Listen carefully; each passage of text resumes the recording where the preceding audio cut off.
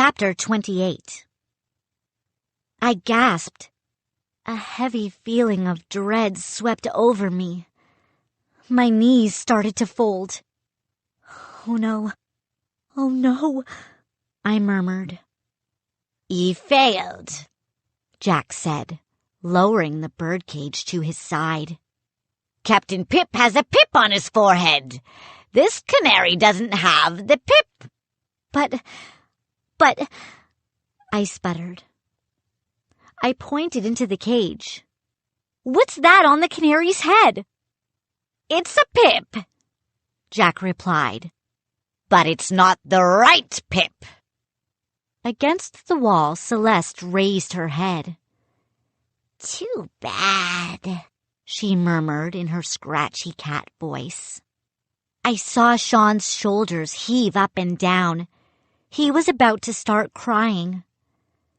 Madeline lowered her head and gazed at the floor. Salty and Pepper remained silent. "Wrong canary," Jack repeated. "But that's no problem. This canary will do fine." He raised the cage to his face. "Pretty bird. Pretty bird." "Huh? What did you just say?"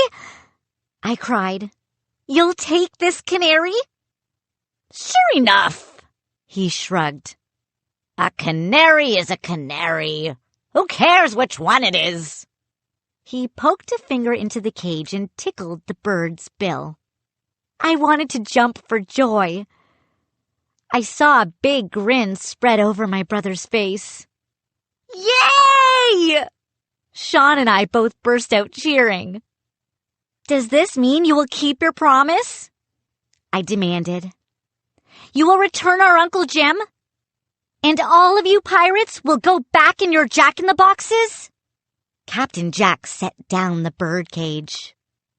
He lifted a square box off the floor. He turned the crank. Sean and I stared as Uncle Jim sprang up from the box. Jim's tiny hands bounced at his sides. His mouth hung open.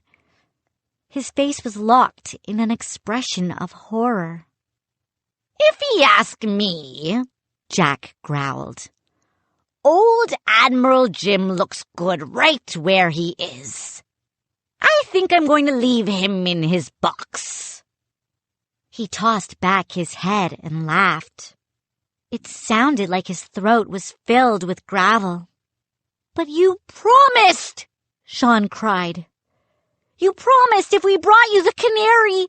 Jack picked up Celeste and cradled the cat in one arm. "I know what I promised, young fella," he said. "But that was a pirate's promise. Do you know what a pirate's promise is worth?" "What?" Sean said. "Nothing," Jack told him. "It's worthless. I made a pirate's promise, and a good pirate, like me, never keeps a promise." He laughed his gravelly laugh again. "How sad," Celeste said, lifting her head from Jack's arm. I let out a long sigh. That whole terrifying trip we made was all for nothing. "Tell ye what I will do," Jack said, a grin lingering on his face. "I'll turn ye and your brother into jack-in-the-boxes so ye can join your uncle. How's that for a deal?" Jack started to laugh again, and all his pirates joined in. He began to twirl his hook slowly in front of Sean and me, and the room began to spin.